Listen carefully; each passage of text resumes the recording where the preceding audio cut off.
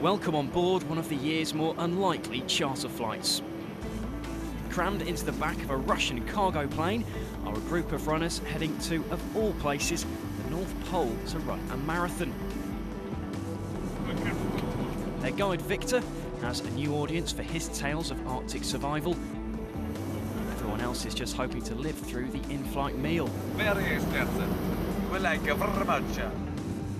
After days of delay, the runway at the Arctic ice camp of BARNEO is finally ready. The main stumbling block has been preparing a long enough landing strip, so there's understandable relief when the plane touches down safely.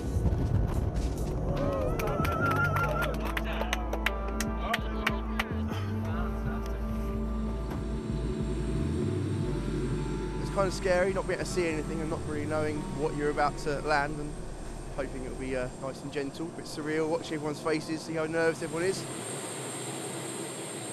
I knew it was going to happen in my heart. There were periods where you felt a little down, but they got everything right at the end, and it's absolutely fantastic to be here. Camp BARNEO, a seasonal home for scientists, explorers and a few marathon runners, is on an ice sheet that's drifting a few kilometres away from the exact North Pole. So before the running proper can start, there's a sprint to a helicopter for a short trip to an almost mythic destination. Joined by two of Victor's explorer friends who are looking for a lift to the middle of nowhere, the group are about to land on the very top of the world. This the spot that defines latitude 90 degrees north, the northernmost point on Earth. Everywhere is south from here. The whole world is south. It's underneath us if you look at it from that point of view. However, we're at sea level and nearly the whole world lives above sea level. And they're above us and below us. It's just fantastic to be standing here. Covered by constantly shifting ice, it makes every visit here unique. What are you up to? I'm sunbathing at the North Pole. It's breathtaking in all respects. Look around and there's absolutely nothing. Brilliant. Loving it so far. It's a little cold though. Yeah, I think it's a perfect preparation really. No sleep, long plane ride, chopper ride, freezing cold. I think we're going to be hot.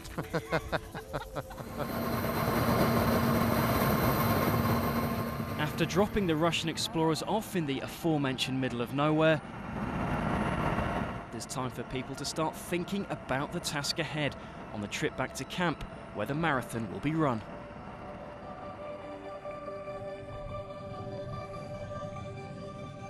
Well, if we're going by Norwegian time, it's coming up to 5 in the morning, but we've got continuous daylight here, so time really is beginning to lose its meaning. The temperature, well, that's a fresh -30 degrees, so I reckon by the same perverse logic that's brought all these runners here in the first place, conditions are just about perfect for a bit of an Arctic run around.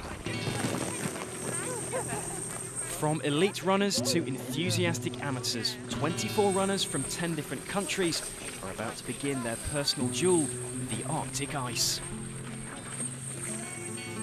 Feeling good actually, feeling very confident. No chance, absolutely, of getting that flight to get home. You know, never mind. Little did Ted know just how prophetic those words would be. All right, I'm just going to say go, right? Go.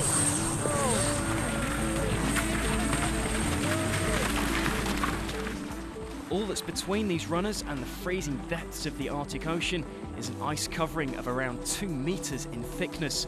It's terrain that's difficult to walk on, never mind run on.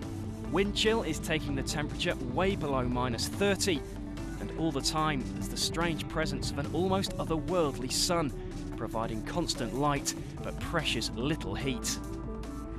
It's absolutely brutal. I have absolutely no idea just how bloody cold this is. For reasons of safety and practicality, the runners won't be completing a continuous 26-mile course. Instead, a 4.22 kilometre circuit has been laid out. Complete 10 laps of that and you've run a marathon. It may sound straightforward enough, but in conditions like this, It's a task that barely dares thinking about. Even Ted was having to try very hard to maintain his sunny disposition. It hurts. It's like running through sugar. It's horrible. Halfway through. See you later. Here goes my ride home. Oh, I'm gonna miss this thing. Anyway, we're good. There's another one. 5 laps down, so just the small matter of another 21 kilometres to go for Ted. Am I winning? Halfway there, The one place of respite was inside a vaguely heated tent near the start line. Somewhere to monitor evolving nasal ice flows. If you ever see me anywhere near the North Pole again, shoot. And deploy some emergency defrosting procedures.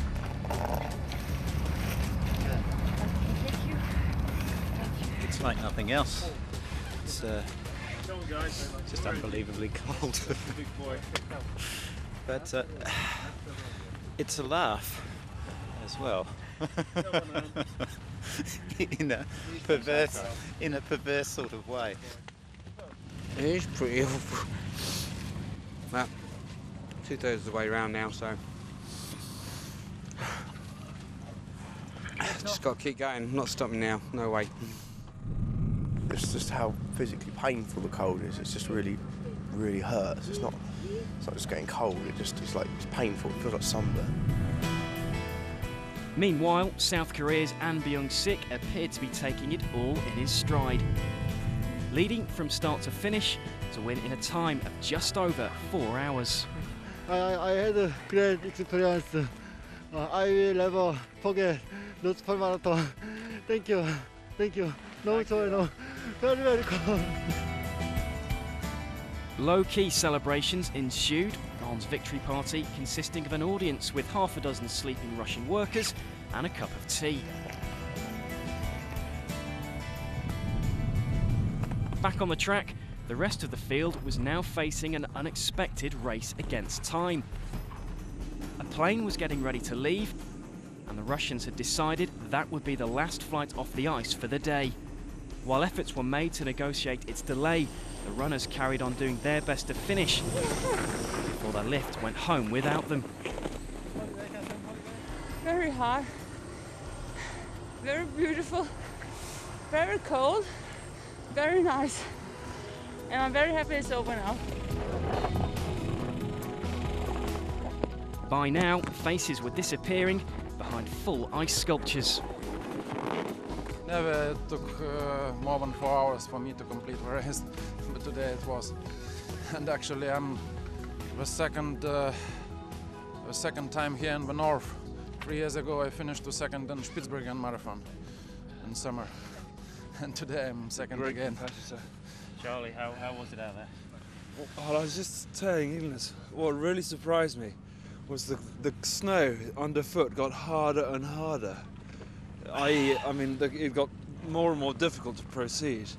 And I thought that once we'd broken the crust, that we'd be settling down and it would get easier to run on. Every lap was harder. Absolutely abysmal.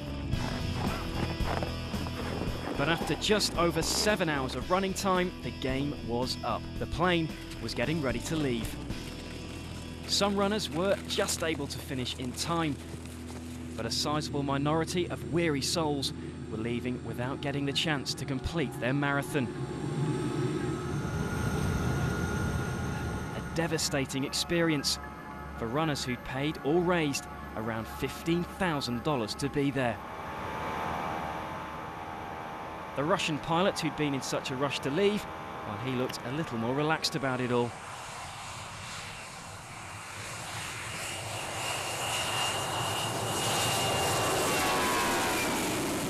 We had to impose a cut-off time, which we normally don't do, because Russian logistics had a plane ready to leave.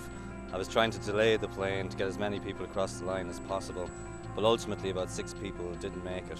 So I'm going to bring those people up next year anyway, so they can do it. But the idea of repacking bags same time again next year was cold comfort in the hours after the race. You plan for this, you train for it, you mentally prepare for the 7 continents plus the North Pole, and becoming the first German to do it. And then it was maybe a couple 2 kilometers or something left, and it's very disappointing, there's no question about it. Gutted would be the right word, I would think. Yes, it's after a 5-day delay getting out there, then to give us a sort of 7-hour cut-off to finish the race was just ridiculous, and to have got so close and not do it is even more irritating. I'd like to have done it, but yeah, what can I do? We had to come back, and I'm thoroughly angry, really, really am, but we had to go with the majority of the group and come back, and it was Richard's decision. For those that have finished though, all was good with the world. I actually can't believe being to the pool, had the race, done it 7 odd hours, and we're back here. I am ecstatic that I finished the race. Yeah. At the end of the day, it's the North Pole, and it's a pretty special place, and you just have to. I think it made the adventure a bit more fun actually, because it was tough to predict. You didn't know when you were going. You had to keep yourself focused on actually just doing the job. And then, of course, there was Ted. The comic, if not athletic heartbeat of the group, despite his best efforts, he'd been forced to stop running just a few kilometres short of the finish line. I was that far from the end. There was no doubt about finishing, but I can't rightly wear a finisher's medal or a finisher's T-shirt, so and say that I've done it, because I haven't. Richard at one point was going to give us a finishing time based on how far we'd gone, and I was like, that's not acceptable. I can't go home and tell people, well, I finished in this time. I didn't. The way I feel at the moment, my knees hurt like hell, and I don't want to see any more snow again ever. I'm sure I'll come back next year and just finish off the unfinished business. It had all started as a once-in-a-lifetime adventure. But few could have realised just how tough a test they'd set themselves. Now some of them will be back to do it all again next year.